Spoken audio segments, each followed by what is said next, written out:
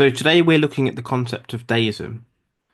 It's a worldview that bridges reason and faith, offering a perspective on God and the universe that feels both rational and awe-inspiring.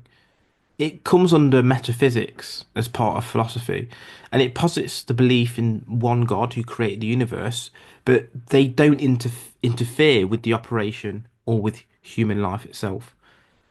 Think of God in this example as the ultimate architect or watchmaker who sets everything in motion and allows it to run according to natural laws.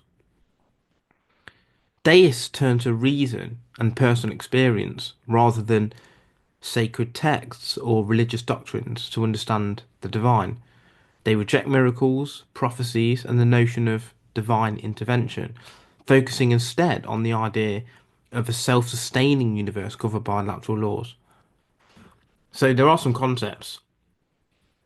The non-interventionist creator, as we've said, is someone who doesn't refrain, or rather refrains from interfering with this natural law, natural course of the universe, and it doesn't perform miracles, answer prayers, or interfere.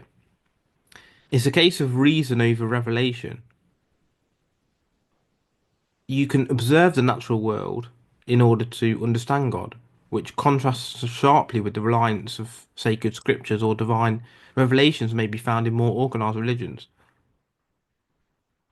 It's classed therefore as a natural religion and rejects supernatural events, viewing faith as something grounded in nature and reason rather than mere rituals, sacraments, or an authority of sacred text. It's a morality without dogma.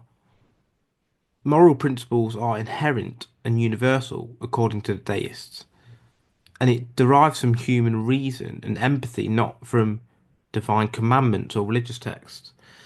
Deism itself sort of traces back to ancient philosophers like Heraclitus and Plato, but came more into prominence during the Enlightenment years in the 17th and 18th centuries. Thinkers like Lord Herbert, Voltaire, Thomas Paine championed deism as a response to the ever-growing emphasis on reason and scientific discovery. Isaac Newton, for example, his revelation of universal gravitation played a pivotal role, illustrating a universe governed by natural laws, not divine whims. It gained traction amongst intellectuals in England, France, Germany, America, and notable figures like Benjamin Franklin, Thomas Jefferson, George Washington were deists. However, the influence waned in the 19th century as critiques by David Hume and Immanuel Kant reshaped the discourse. There are some variants as well of deism, pantheism being one. It combines deism and pantheism, suggesting that God became the universe itself, ceasing to exist as a separate conscious entity. And then you've got panentheism, which merges deism and panentheism, which proposes that the universe is part of God but does not encompass all of God's essence.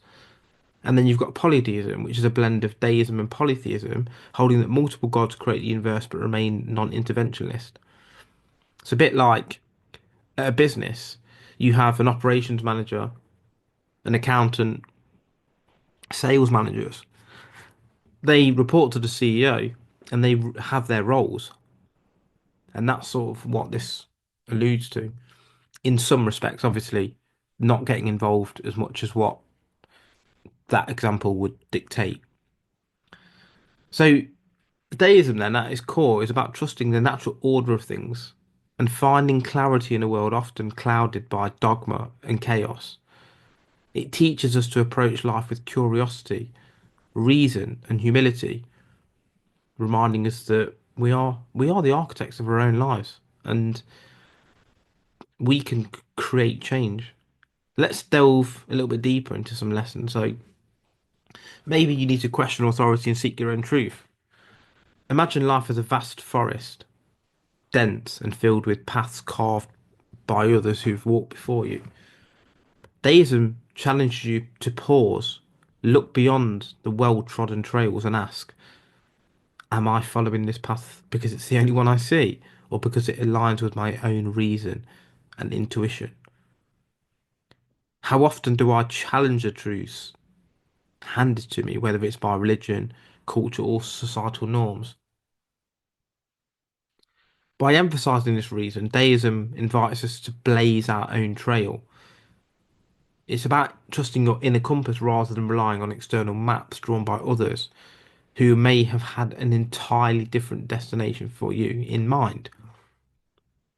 The power of natural laws, then, think of a universe as a river, flowing, steady, and governed by natural laws. The river doesn't stop for anyone, nor does it rush ahead to meet demands, it simply flows. Deism teaches us to respect this flow, to align ourselves with it rather than fight against it. So, what natural currents exist in your life? Habits, rhythms, opportunities that you can embrace instead of resisting? How can understanding the principles of nature, like patience and consistency, help you to navigate challenges? It's much like sailing with the wind instead of against it. We can take individual responsibility then, can't we? And there is a gift within free will. Imagine a garden left in your care. The soil's rich, the weather's perfect, but the gardener, the one who sets it all in motion, has stepped back. The growth of the garden depends entirely on the garden's actions. This is the essence of deism. The universe provides the raw materials, but it's up to us to tend to them. What weeds do you have in your life? Distractions, habits, fears. Are they choking your growth?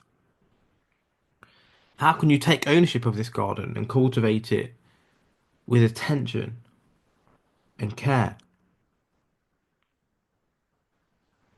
What about wonder and gratitude? Deism sees the universe as a masterpiece.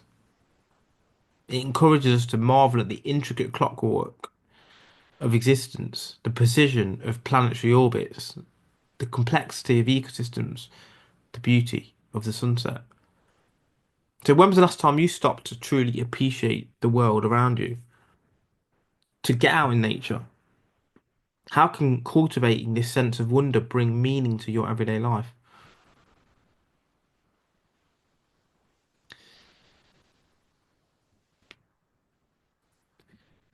It's still relevant today. There is a well, currently we're in an age dominated by technology and scientific discovery, aren't we? And deism provides a bridge between faith and fact. It allows us to marvel at the complexity of DNA while respecting the natural process that guides evolution. How often do we see science and spirituality as opposing forces when they could instead complement each other? Could accepting the natural order of the universe help better appreciate advancements in science as revelations of that order? Think of it as gazing into the stars, understanding the chemical composition doesn't necessarily make it that they're any less beautiful. In fact, it maybe deepens the wonder. What about rational morality in a polarized world? Today's society is divided by rigid ideologies and tribalism.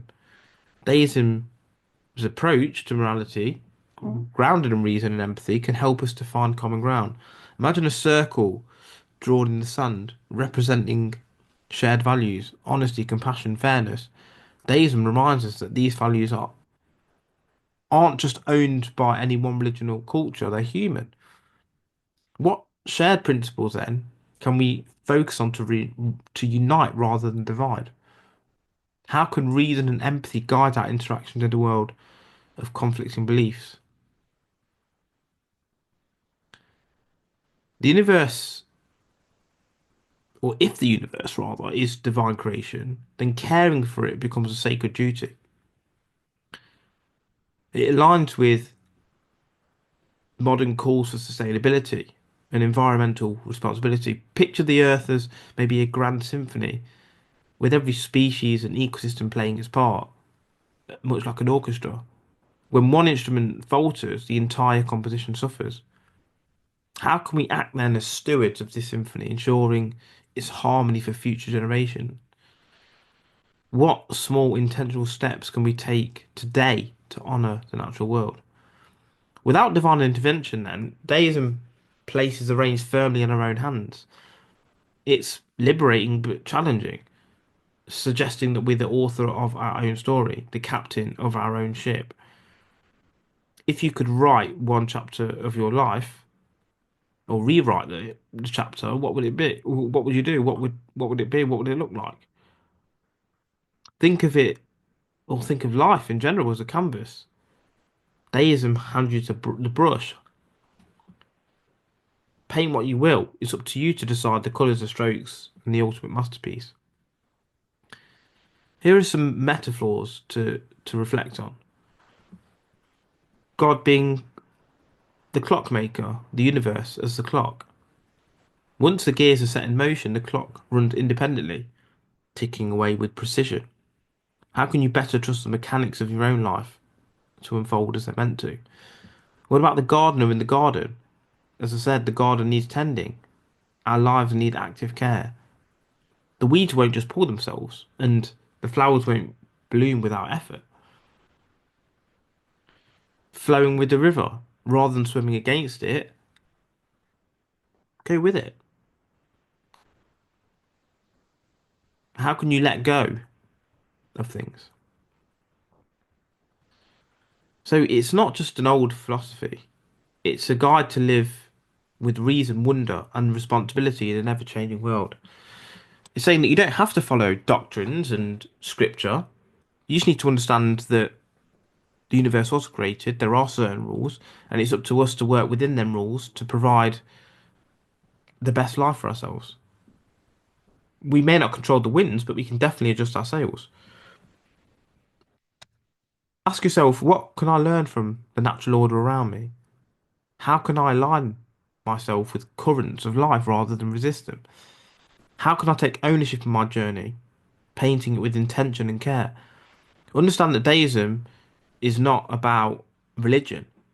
It's saying that we can see the evidence really through even science that there is a creator, there are rules and regulations. And actually, God doesn't want to get involved with every little thing. And that's where we take control within the rules and regulations. Think of being a football player. There's the rules of the game. You can't just, pick up the ball and start running. You have to fall in line with the rules of the game. And that's essentially what deism is.